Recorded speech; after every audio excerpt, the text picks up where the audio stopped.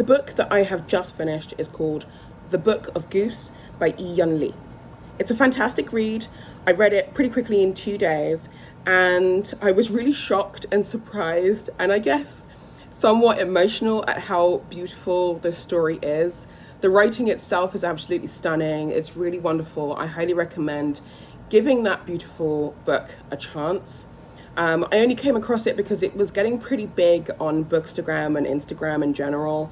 I didn't know very much about the story, but I felt really intrigued to give it a go because a lot of reviewers and a lot of readers were saying how much they were both shocked and surprised by how beautiful the story was, but also how much they loved it. Those are pretty basic, I guess, reviews or thoughts and feelings on the book, but that was enough for me to give it a go. The story follows two young 14-year-old girls. Agnes, who is, I guess, the protagonist of the story technically because she is the one telling the story. It's her thoughts, memories, and feelings that we're actually following from start to finish. And then the other character is her best friend, Fabienne.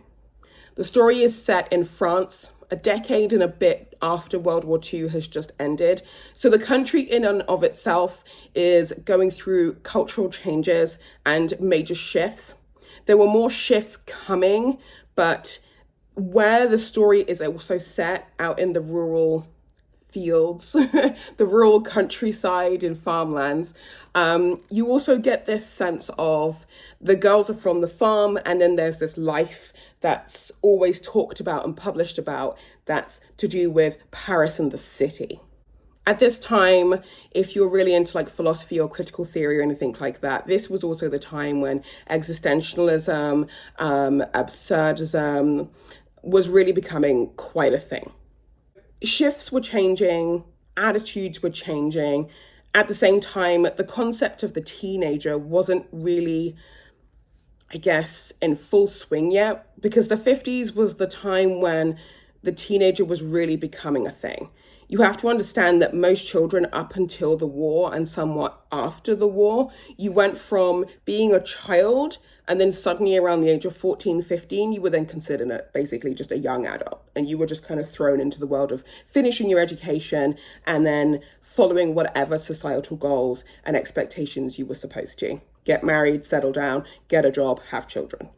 This was the concept, or at least a theme that I picked up throughout the story, the idea that things always come in pairs. You have two geese that Agnes talks about in her current day situation as a well-known and prolific writer, but now she's living a quiet life in the US with her husband and his family. And she brings up this idea in the story about how she would like to get a couple of geese, a particular species of geese this year.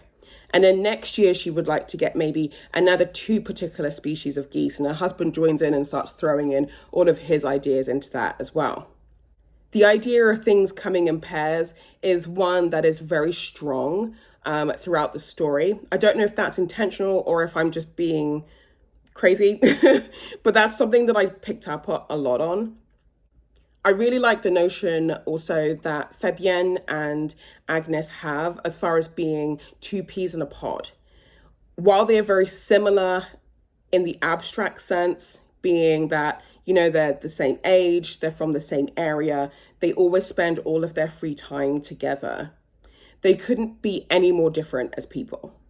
Fabienne already has an idea of what the future could hold for her, and it's a very bleak one. She's going to become someone's wife, and all she's going to do is pump out kids for the rest of her life. That's not really something that she's all that attracted to. On the other hand, you've also got Agnes, who is a little bit more timid. She's a little bit more childish and immature compared to her best friend. And the two of them deal with the impending doom of adult life and just life in general coming to them in very different ways. At one point in the story, actually, and this really stuck out to me, I love when Agnes is basically describing how she sees her friendship with Fabienne. And she's like, I see us as like the same and blah, blah, blah. And then Fabienne's like, oh girl, no. You and me are like night and day. say like there's another pair. What I mean by like the idea of pairs. She's like, we're night and day. And Agnes is genuinely taken aback by it. She's like, what do you mean? And so Fabienne goes into a whole explanation about what she means by that. But by that point in the novel, you're already fully aware of all the things that the girls are going through, all the things that are suddenly happening to the both of them, and how one is she's just going along with it because that's what we as adults tend to do in life. We are basically just faking that we can function and that everything is a-okay, when in actual fact, it is completely not. And this young girl is very, very aware of how strange life can actually be. And then at the same time, you've also got her best friend who has a completely almost naive, maybe innocent, or maybe she's just using that naivete as a coping mechanism for, like I said, the traumas and things that are going on in her life at the time, to not face the impending doom that is life and adulthood. I just found it to be a very interesting, very well thought out, very well planned story. And like I said, I read it in 2 days. I thought it was going to take me a little while longer, but I actually zoomed through it pretty quickly because it's a very feverish book in the sense that once you start reading and you get really into the story, because there's so much that happens and there's so many experiences that you get pulled into as a reader that it makes you feel like you're kind of there. You get so sucked in that it becomes, I wouldn't say like a typical page turner, but more so that you end up becoming a pig who was just snorting in all this extra goodness. The book is just, it's so good. And it's definitely something that I feel like, even though I've read it in 2 days, I want to read it again because I feel like those 2 days went way too quickly. And I devoured the book way too quickly. So I will be reading it again very soon. But I don't know, I just thought it was a very wonderful, very sweet book. One that I think a lot of people, not just women, I think a lot of people will be able to relate quite heavily to both characters. I know that some reviewers have been pretty negative about Agnes and how she views and copes with the changing world. But I also find that to be, I guess, the most pivotal part of her person and why it's so important for her as an adult to recount those thoughts and experiences from way back in the past. I found that it was also really kind of cool how you can examine, or at least how Yiyun Lee has examined the idea that a person like Fabienne, someone who is both young enough but not young enough to be considered a child anymore, but also young enough but not old enough to be considered an adult, is able to straddle the line between these two worlds, these two shifting worlds that everybody has to go through in life. I found that the way that she examined that with how Fabienne treats Agnes and the conversations that they have and how Fabienne treats other people that she meets throughout her life, I found it to be very self-aware and I guess conscious of how difficult a rite of passage like that is and how that technically still keeps going regardless of how old you are. So when you're in your 20s, you go through something similar. When you're in your 30s, you go through something similar. I'm at a point now in my life where I'm going through a very similar stage now where I'm like, I can no longer really call myself young anymore, but technically I am still technically classed as young, although medically I'm now in the geriatric zone, which is really bizarre. But at the same time, I'm nowhere near middle age, but I'm a lot closer to middle age now than I was previously.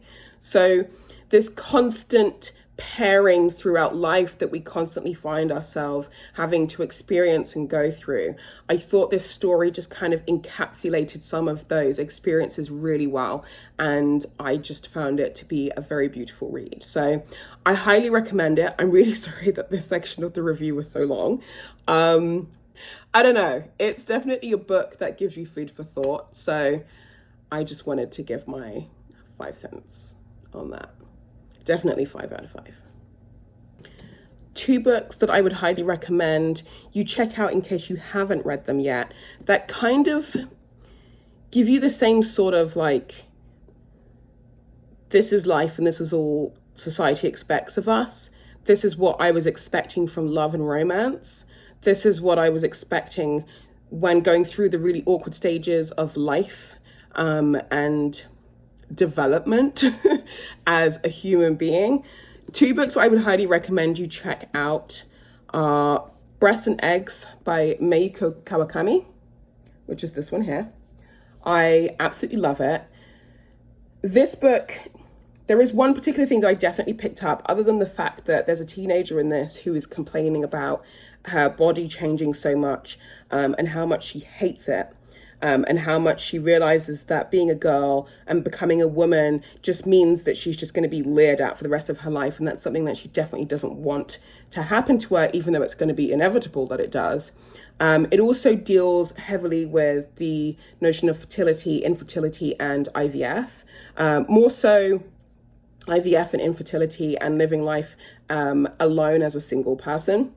And I really kind of honed into both of the messages within that as someone who struggles with infertility, which is a concept that also comes up in the book of Goose, which is ultimately what drives the story. And I didn't want to give that away or anything.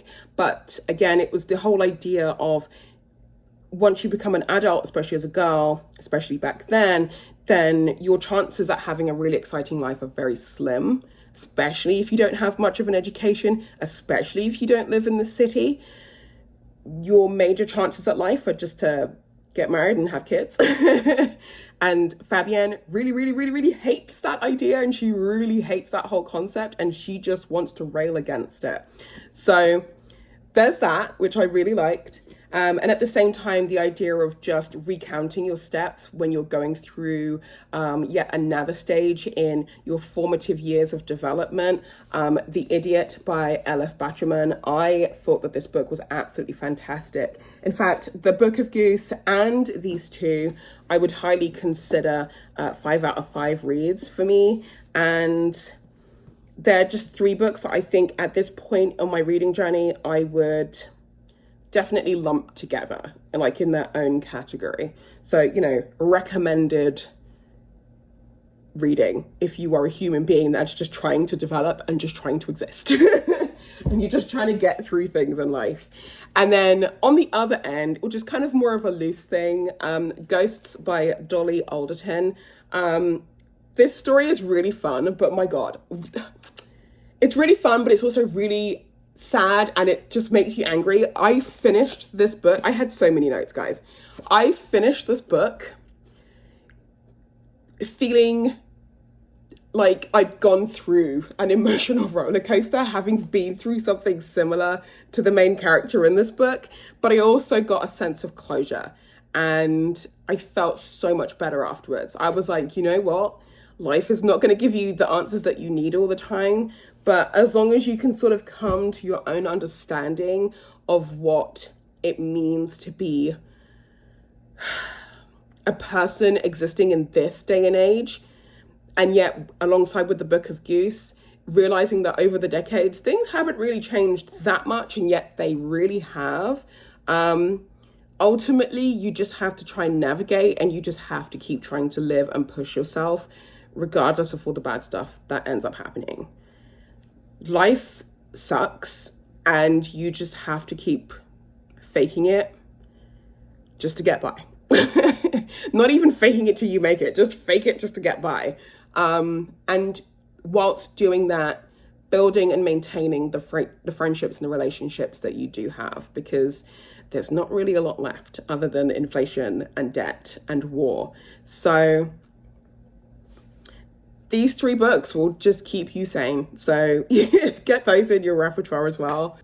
But yeah, that's all I wanted to say. I keep rambling. It's getting really hot. I'm starting to sweat. So I'm just going to go have some water, and it's pretty late. So I'm going to chill and get back to my next read, which is Days at the Murasaki Bookshop. And I'll read a few pages of that and just relax, I think, for the night, because my husband's not here, so it's quiet. I can read. Anyway, bye.